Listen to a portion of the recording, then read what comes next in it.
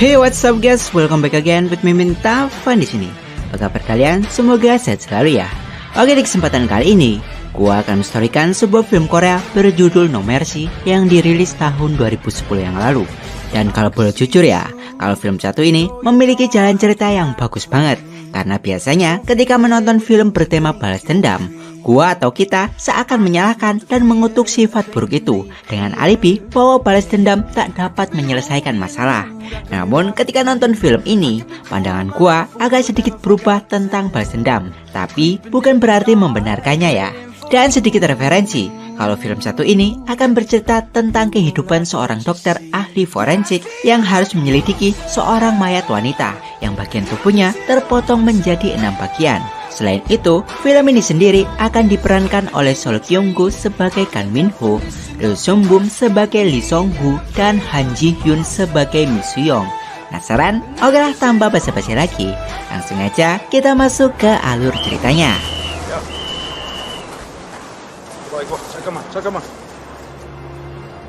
Di awal film ini kita akan diperlihatkan sepasang fotografer yang sedang mengabadikan momen burung terbang.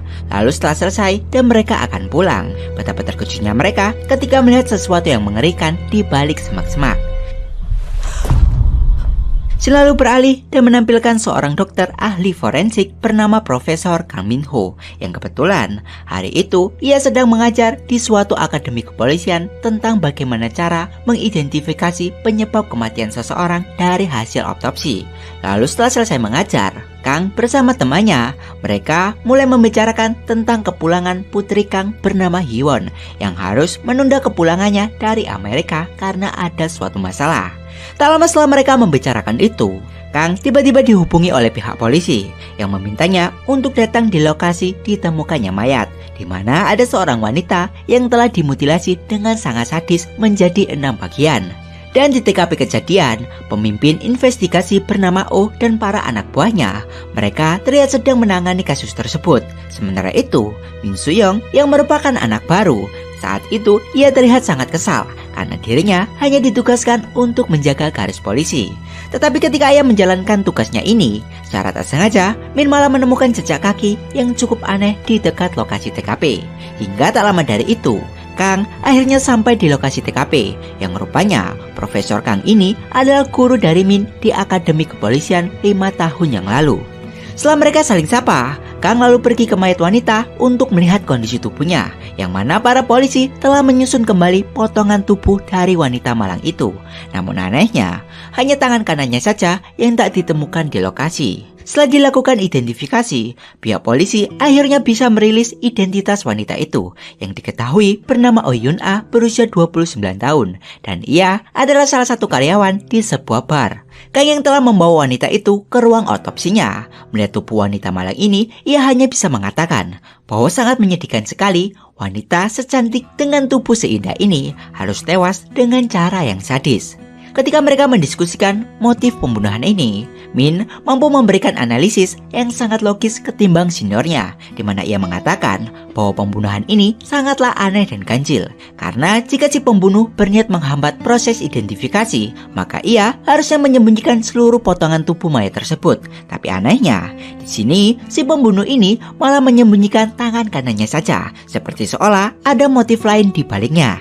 Setelah mendengar analisis itu, Kang lalu meminta mereka semua untuk keluar dan hanya menyisakan Min yang boleh membantunya. Setelah semua orang keluar, Kang mulai membedah mayat tersebut dan mengambil bagian organ tubuhnya untuk diotopsi.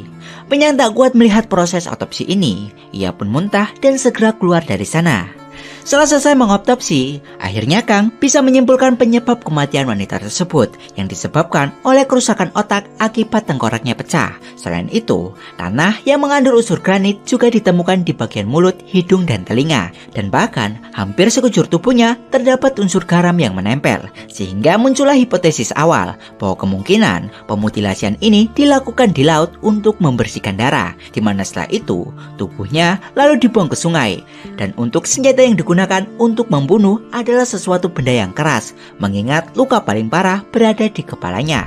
Selain itu, Kang juga menyebutkan bahwa penemuan tanah granit di tubuh korban juga bisa menjadi petunjuk bahwa pembunuhan ini terjadi di gundukan tanah granit yang biasanya ditemukan di pabrik semen. Mendengar hal itu, Min pun teringat akan proyek reklamasi muara Sungai Kem yang mana banyak pabrik semen dibangun di sana. Setelah mendapatkan cukup informasi, para polisi pun mulai membagi tugas. Sebagian akan mencari pacar dari korban dan sebagian lagi mereka akan memeriksa semua pabrik semen. Hingga setelah cukup lama mencari, polisi akhirnya menemukan Byung-do, pacar dari si korban. Sementara itu, di pabrik semen, Min malah melihat demonstran yang tak setuju adanya reklamasi sungai. Lalu tak lama setelah itu, salah satu anggota polisi akhirnya menemukan bagian tubuh yang hilang. 잠깐만. Setelah menemukan pacar dan bagian tubuh korban, polisi pun mulai melakukan interogasi. Di sini, Byung-do, pacar dari korban, mengaku bahwa dirinya sudah hampir 1 bulan tak pernah bertemu lagi dengan Yun-ah. Sementara itu, untuk karyawan pabrik yang ikut diinterogasi, tak ada satupun yang melihat atau tahu insiden ini. Ketika hari sudah malam, Min yang saat itu masih lembur untuk mengumpulkan foto korban. Ia lalu pergi ke rumah Kang untuk memberikan foto-foto itu. Lalu sesampainya di rumah Kang, Min lalu melihat foto anak perempuannya yang saat ini sedang bersekolah di Amerika dan akan pulang ke Korea esok hari. Setelah Min memberikan foto itu, di sini Kang lalu mengatakan sesuatu bahwa kemungkinan pembunuhan ini berniat memberikan sebuah pesan kepada pihak polisi karena menurutnya semua pembunuhan ini pasti ada motif yang disembunyikan. 범인이 말하고 싶은 의미. Sepulangnya Min dari rumah Profesor Kang, ia lalu mulai melakukan penyelidikannya sendiri, di mana ia mulai mencari informasi seputar reklamasi dan pembuatan tanggul, di mana para demonstran tidak ingin ekosistem Sungai Kem terganggu karena pembangunan ini.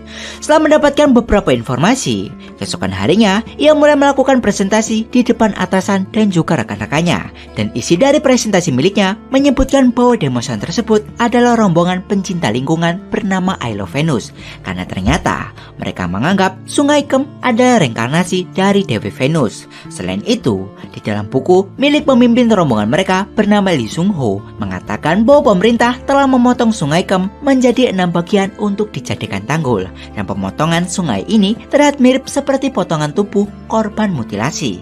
Selain itu, di dalam buku tersebut juga mengatakan bahwa Lee Sung-ho akan menghukum orang-orang biadab yang telah memotong tubuh indah dari Dewi Venus. Dan karena hal inilah Min bisa menyimpulkan bahwa kasus ini sangat berkaitan dengan pemimpin rombongan yaitu Lee Sung-ho, karena hanya dialah yang memiliki motif yang sangat kuat. Karena ketika pembunuhan di pabrik semen itu sempat terjadi kericuan demonstran yang menyebabkan semua pekerjaan dihentikan selama 20 menit ke depan, yang mana selang waktu itu sangat mungkin untuk melakukan pembunuhan. Dan keterangan Min ini juga didukung oleh penemuan jejak kaki miring dan juga jejak tongkat di lokasi penemuan mayat yang memang sangat cocok dengan gestur kaki milik Lee yang diketahui memiliki kecacatan. Mendengar hal ini, para polisi pun akhirnya dikerahkan untuk menangkap Lee dengan tuduhan kerusuhan dalam demonstran. Lalu setelah Lee berada di ruang interogasi, Oh lalu memberikan kesempatan kepada Min untuk menginterogasinya. Di sini Min yang sudah tahu seluruh riwayat hidup Lee, ia pun mulai mengatakan sesuatu bahwa setelah tanggul itu dibuat, ayah Lee kehilangan pekerjaannya sebagai seorang nelayan. Dan setelah kehilangan pekerjaannya itu, ayah Lee kemudian meninggal. Dan tak lama kemudian disusul oleh adiknya yang tewas akibat bunuh diri. Sehingga dari insiden itulah kebencian Lee terhadap proyek ini pun semakin membesar. Di sini Min juga menjabarkan kepadanya kenapa ia sangat mencurigai Lee sebagai otak pembunuhan ini, karena sepatu milik Lee sangat cocok dengan bentuk sepatu di TKP. Begitupun dengan posisi tongkatnya. Lee yang mendengar hal itu, ia pun sangat kagum dengan analisis Min, di mana setelah itu Lee pun akhirnya mengakui bahwa ialah pembunuhnya. 대단하시네요. 범인 잡으셨어요. Sementara itu di tempat lain, Kang yang saat ini sedang ada di bandara untuk menunggu putrinya. Secara aneh, tiba-tiba didatangi oleh seorang pria yang memberikannya sebuah amplop coklat atas nama Lee Sung-ho. Dan setelah Kang membuka amplop itu, betapa terkejutnya dirinya ketika melihat foto putrinya yang tengah disekap.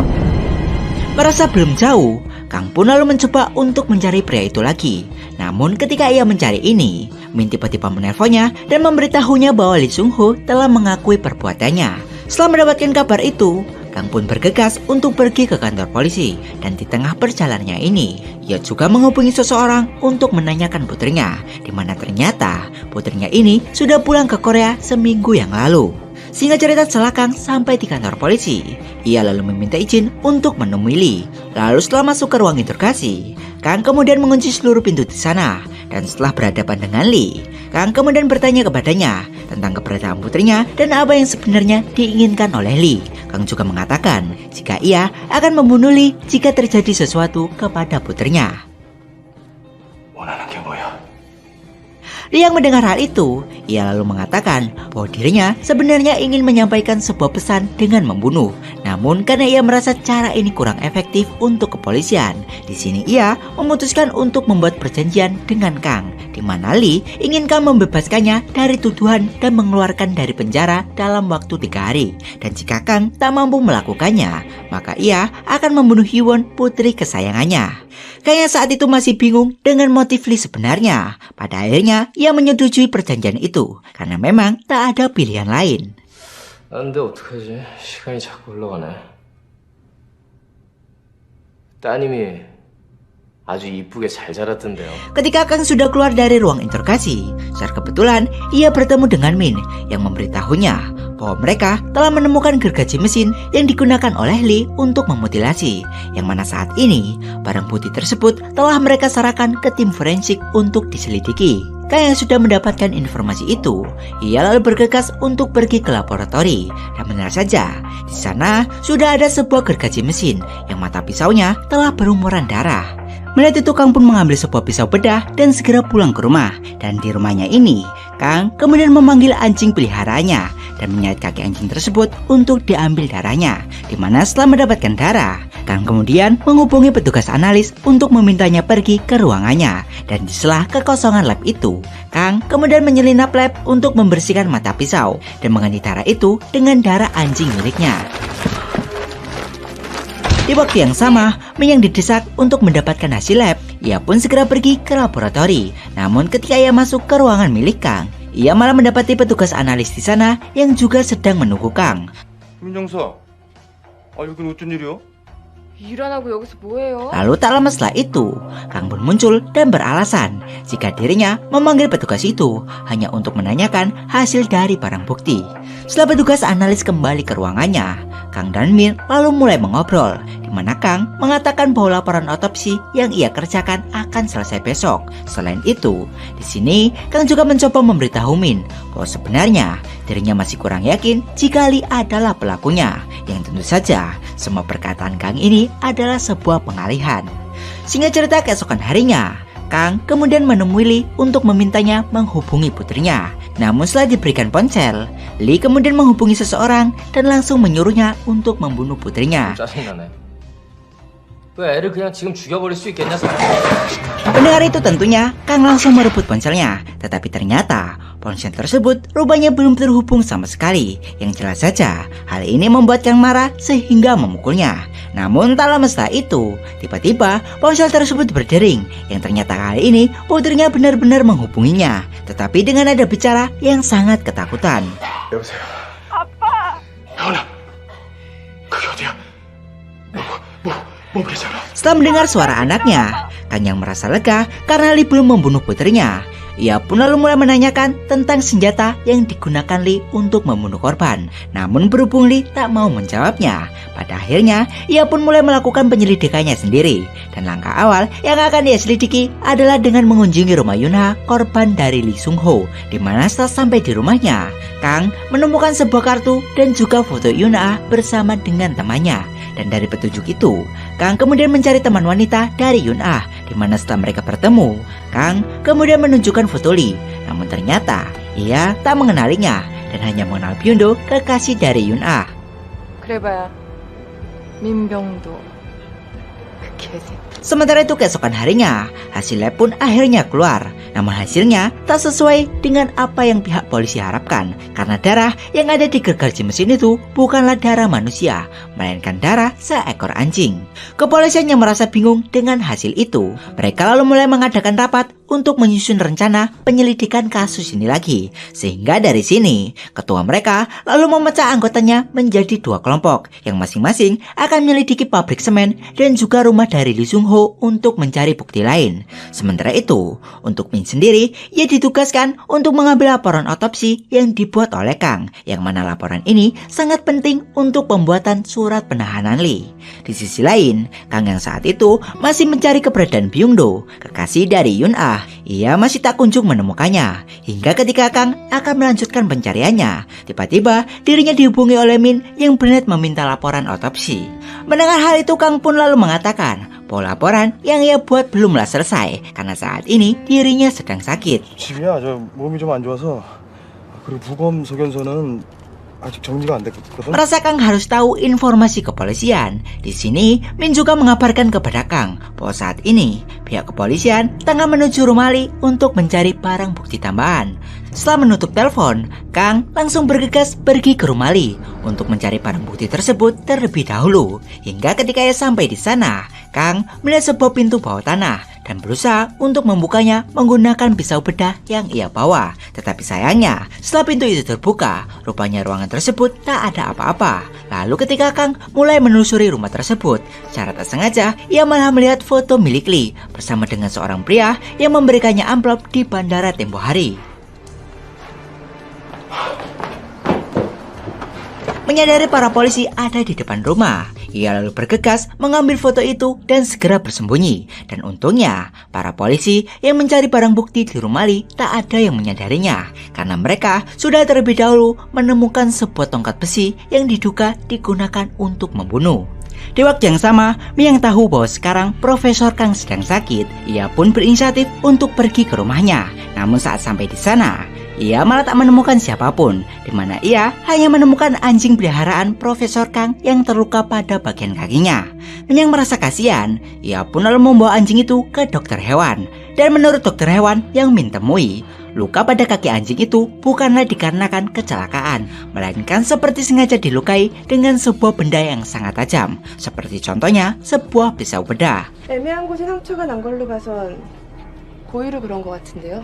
Si lalu kembali ke Kang, di mana setelah menemukan foto tadi, ia lalu pergi ke kantor polisi terdekat. Lalu saat Kang sedang men-scan foto itu, tiba-tiba ia didatangi oleh seorang polisi, yang mana rupanya polisi ini mengenali siapa pria yang ada bersama Lee, yang ternyata ia adalah Byung-sik, seorang anak yatim piatu yang diangkat menjadi seorang anak oleh ayah dari Lee. Selain itu, informasi lain juga didapat bahwa ternyata si Byung-sik ini berpacaran dengan adik perempuan Lee yang telah tewas bunuh diri. Di mana setelah Sojin, adik perempuannya tewas, mereka berdua lalu pergi meninggalkan rumah lamanya. Kang yang merasa ada sesuatu petunjuk di rumah lama Lee, ia lalu pergi ke sana. Dan setelah sampai di sini, Kang menemukan sebuah ruangan yang terkunci oleh sebuah gembok. Setelah Kang berhasil membuka gembok itu dan masuk ke dalam, betapa terkejutnya dirinya ketika melihat seluruh dinding di ruangan itu telah dipenuhi oleh fotonya dan anak perempuannya, yang bisa kita ambil kesimpulan awal bahwa sebenarnya Lee sudah menargetkan Kang bersama putrinya.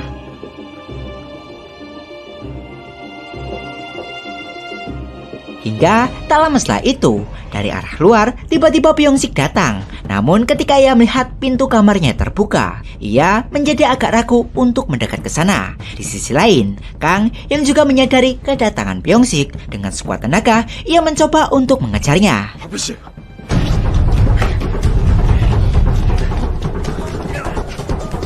Ketika Kang sedang mengejarnya ini, sayangnya ia harus tertabrak oleh sebuah mobil. Tapi untungnya Kang tak mengalami luka parah. Hingga ketika Kang berhasil mengejar Byung-sik dengan keadaan yang sudah sangat kelelahan, ia pun mencoba untuk menanyakan tentang keberadaan putrinya. Namun bukannya dijawab, di sini Kang justru dihajar habis-habisan oleh Byung-sik. 잡고 싶네?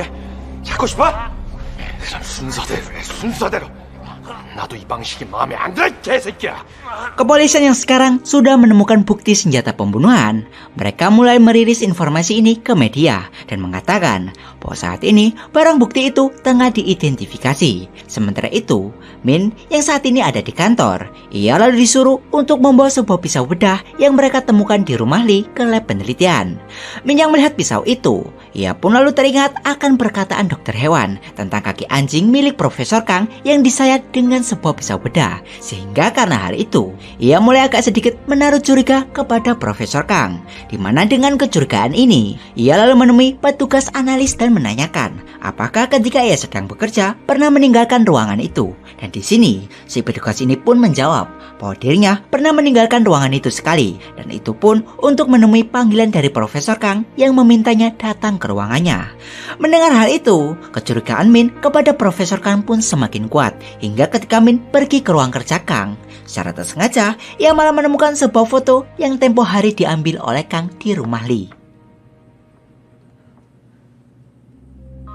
Di sisi lain, para polisi yang telah mendapatkan hasil lab, mereka semua agak dibuat bingung lagi karena golongan darah yang menempel di bukti kedua yang mereka temukan tidaklah cocok dengan golongan darah korban. Karena di tongkat besi itu, golongan darah yang mereka temukan adalah B, sedangkan golongan darah milik Yun-hee adalah O.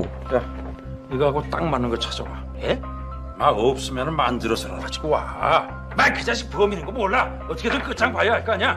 Kang yang hampir memecahkan masalah ini, ia lalu menemui Lee di kantor polisi, di mana ia lalu menanyakan sesuatu kepada Lee tentang apakah motifnya melakukan semua ini karena ada hubungannya dengan persidangan beberapa tahun yang lalu. Tetapi di sini, Lee justru mengatakan jika ia tak tahu apa yang sedang Kang katakan. Kang yang sudah tahu bahwa polisi sudah menemukan senjata pembunuhannya, ia lalu memohon kepada Lee untuk melepaskan putrinya. Namun di sini, Lee tetap tak mau untuk menuruti permintaannya karena syarat yang ia minta belum berhasil Kang lakukan. Selain itu, di sini Lee juga menanyakan sesuatu hal yang aneh kepada Kang tentang alasan kenapa ia harus membunuh Yun-hee, yang tentu saja pertanyaan aneh itu tak bisa dijawab oleh Kang. Kang yang saat itu melihat tongkat dari Lee, ia pun mulai mendiskusikan sesuatu dengan Lee hingga ketika selesai dan Kang hendak pergi dari sana. Secara kebetulan, ia justru bertemu dengan Min yang saat itu ada di kantor polisi. Min yang sudah tahu bahwa Kang sudah memanipulasi barang bukti pembunuhan, ia pun berniat untuk menahannya. Sehingga karena hal ini, dengan terpaksa Kang harus mengatakan yang sebenarnya, bahwa saat ini putrinya sedang dijadikan sandera. 당연히 범행 공모죄로 체포합니다. 묵비권은 우리 행사할 수... 혜원이 납치됐어. 이성아 구속되면 우리 혜원이 다시 못 봐.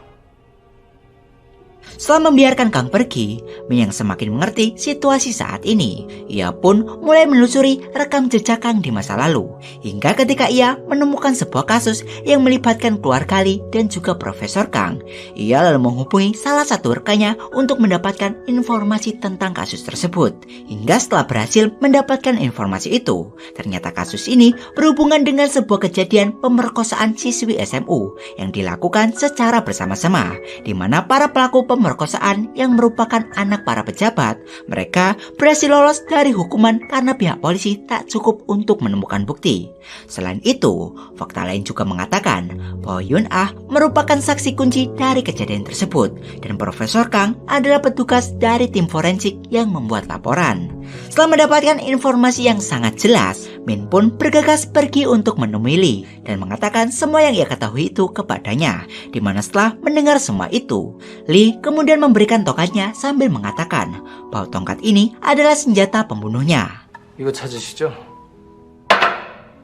Di sisi lain, Kang yang sudah menemukan Byung-do, ia lalu meminta bantuan dari teman Yun-ah untuk membantunya, di mana wanita ini akan berperan sebagai wanita malam yang nantinya ia harus mendapatkan sel sperma dari Byung-do, sementara dirinya akan mendapatkan sidik jari dari Byung-do yang menempel di gelas minuman. Setelah semua berhasil Kang dapatkan, ketika ia akan pergi ke suatu tempat, secara tak terduga tiba-tiba ia dihampiri oleh Min yang rupanya ada seseorang yang menyuruhnya datang ke tempat itu. Tetapi tak lama setelah Min sampai, tiba-tiba ada seseorang yang memukul kepala Min hingga membuatnya pingsan, yang ternyata ini adalah jebakan yang sengaja dibuat oleh Byung-sik agar menghalangi Min menghambat rencana mereka.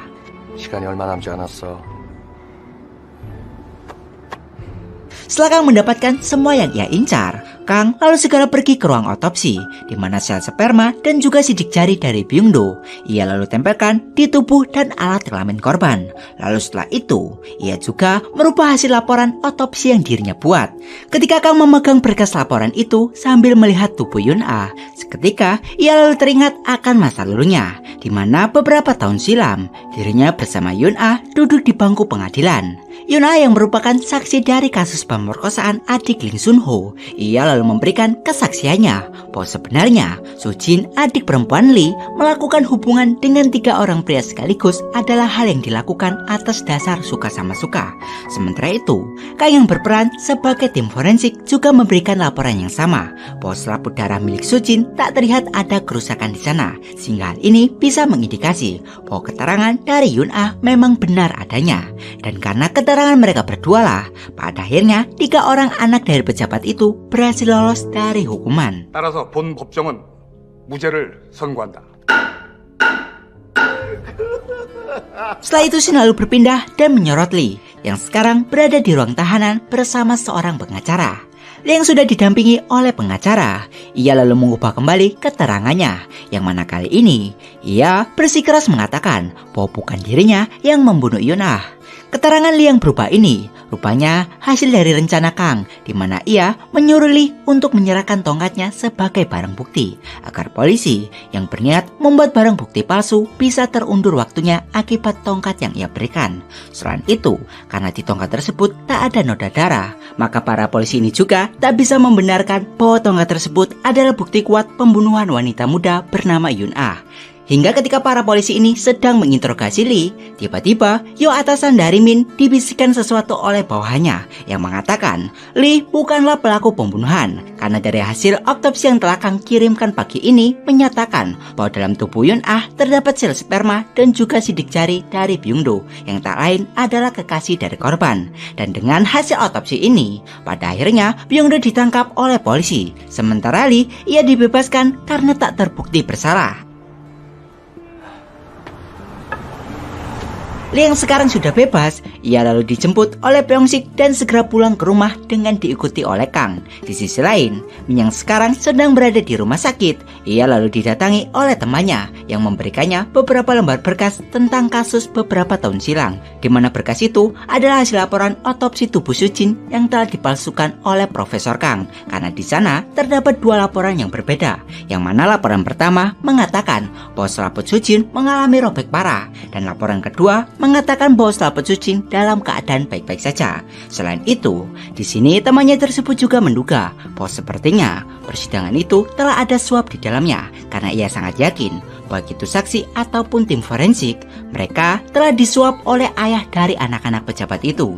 Dan yang lebih mengejutkannya lagi, ketika anak dalam kasus ini ternyata mereka semua telah tewas, 2 karena kecelakaan dan 1 karena dibunuh, dan pembunuh itu sampai sekarang belum bisa dilacak keberadaannya. Lee yang sekarang sudah ada di rumah barunya, ia lalu didatangi oleh Kang yang sudah mengikutinya, di mana di sini Kang lalu memohon kepada Lee untuk memberitahu keberadaan anaknya. Tetapi di sini semua pertanyaan Kang malah dijawab tak jelas oleh Lee. Kang sepertinya merasa bersalah. Ia pun meminta maaf atas semua hal di masa lalu, tapi hal itu justru membuat Lee semakin marah. Kang sangat menyesal. Ia pun lalu menceritakan alasan kenapa ia sampai berbuat seperti itu, karena ternyata hal ini ia lakukan karena anak putrinya saat itu tengah menderita penyakit Gaucher, penyakit bawaan lahir yang membuat lemaknya bertumpuk dan mempengaruhi fungsi organ maupun tulang. Sehingga karena penyakit itu, Hee-won harus dikirim ke Amerika untuk mendapatkan pengobatan. Dan karena alasan itulah kenapa Kang memberikan laporan palsu di pengadilan, karena pihak keluarga pelaku mereka bersedia membiayai seluruh pengobatan putrinya yang bisa dikatakan sangatlah mahal. 내가 잘못했어. 잘못한 건 나잖아. 그러니까 제발. 전 아저씨를 믿었거든요. 아저씨가 진실을 말해줬어야죠. Kayaknya saat itu terus-terusan memohon kepada Lee. Ia berulang kali mengatakan bahwa ia memang bersalah dan benar-benar meminta maaf atas semua kesalahannya. Selain itu, di sini Kang juga memohon untuk tak membunuh anaknya, karena di posisi ini anaknya tak bersalah sama sekali. Dan sebagai ganti nyawa anaknya, Kang meminta agar dirinya saja yang dibunuh. Tetapi di sini Lee juga mengatakan bahwa karena kejadian itu, orang-orang jadi menyalahkan dan mengutuk keluarganya, sehingga menyebabkan adiknya depresi hingga akhirnya tewas bunuh diri. Dan semenjak saat itulah, kebenciannya kepada keluarga Kang pun semakin menjadi-jadi. Maka dari itu, Lee mengatakan bahwa semuanya telah terlambat karena dirinya telah terlebih dahulu membunuh Hee-won. 우리 딸 들어줘 제발 좀 제발. 근데 이를 어쩌죠? 늦었어요. Di waktu yang sama, Min yang merasa bahwa Kang dalam bahaya. Ia pun pergi ke rumah Lamali. Dan di tengah perjalanannya ini, Min juga meminta rekan-rekannya untuk ikut membantu Kang. Karena sekarang ini, ia sedang dalam bahaya. Lalu setelah Min sampai di rumah Lamali dan berniat masuk ke dalam ruangan, secara tak terduga, ia diserang oleh Byung-sik.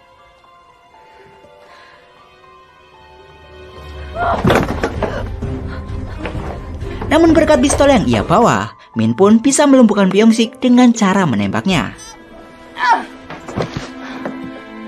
Setelah situasi tenang, Min pun mencoba masuk ke ruangan di balik tirai kamar itu. Dan ketika ia membukanya, betapa terkejutnya dirinya ketika mengetahui apa yang ia lihat. 이성우의 복수는 이거였어. Kayaknya saat ini diberitahu bahwa anaknya telah dibunuh, tentunya sangat membuatnya marah, dimana dengan keadaan yang emosi ini, Kang lalu menghajari dan memaksanya untuk memberitahu di mana anaknya. Dan setelah mengetahui lokasi putrinya, Kang pun bergegas ke rumah Lamali. Hingga ketika Kang sampai di rumah itu dan mencoba untuk masuk ke dalam, Min yang ada di sana berusaha untuk menahannya. Namun karena Kang sangat bersikeras, Min pun tak bisa menahannya. Lalu setelah Kang masuk ke dalam, betapa hancurnya dirinya ketika melihat putrinya sudah tergeletak di sana.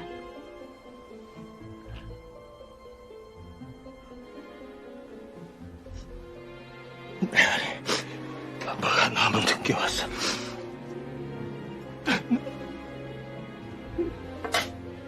자, 혜연아 일어나야지.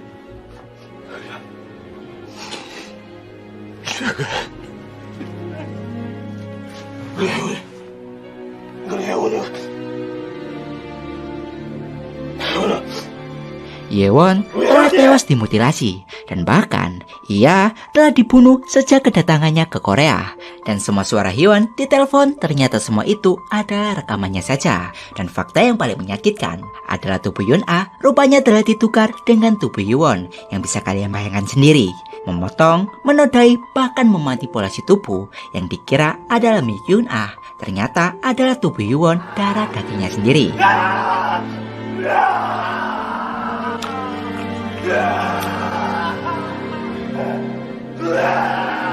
Kayaknya hanya bisa terduduk lemas sambil memikirkan perbuatannya terhadap tubuh putrinya. Tiba-tiba ia mendengar suara siulan dari seseorang. Kang yang tahu bahwa itu Lee, ia pun bergegas keluar. Dimana ketika mereka saling berhadapan, Lee lalu mengatakan, "Sangat menyakitkan bukan mengetahui apa yang kau lakukan terhadap tubuh putrimu sendiri. Rasa sakit dalam ingatan lebih menyiksa daripada rasa sakit di dalam hati." Kayaknya tak bisa menahan emosinya lagi. Pada akhirnya pecah ketika Lee mengatakan bahwa sebelum ia membunuh putrinya, Hee-won selalu mengatakan bahwa ia sangat merindukan ayahnya. Dan setelah Lee mengatakan semua itu, Kang langsung mengambil pistol milik Min dan langsung menembak Lee hingga tewas.